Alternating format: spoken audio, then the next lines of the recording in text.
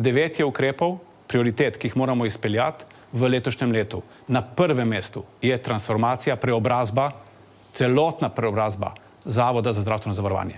Na prvem mestu. V naslednjih 2 mesecih bomo pripravili predloge, kako ga bomo skozi digitalizacijo korenito spremenili. To je prvi ukrep in glede tega nimamo nobene dileme, kje moramo začeti. Začeti moramo pri glavi. V zdravstveni blagajno se steče 4,5 milijarde evrov denarja strani davkoplačevalcev. Na drugi strani imamo 700 milijonov velik problem absentizma. To so dolge bolniške. Zrasel je za 200 milijonov v enem letu.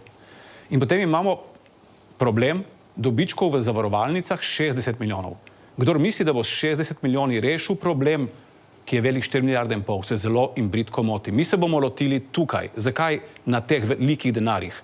Ker opažamo res nekontrolirane pretoke denarja, ki ne sledijo pacientom, ampak neki svoji logiki, in ker ravno tukaj nameravamo skozi digitalizacijo pripeljati do tega, da bojo podatki o pretokih denarja, o tem, katere storitve pacient dobi za denar, ki ga vplača, postanejo javni.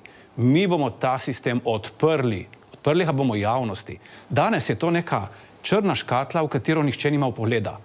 Vsi mislimo, da nekaj vemo o zdravstvu, danes smo se vsi prepričali, da je večina stvari o čem prikritih.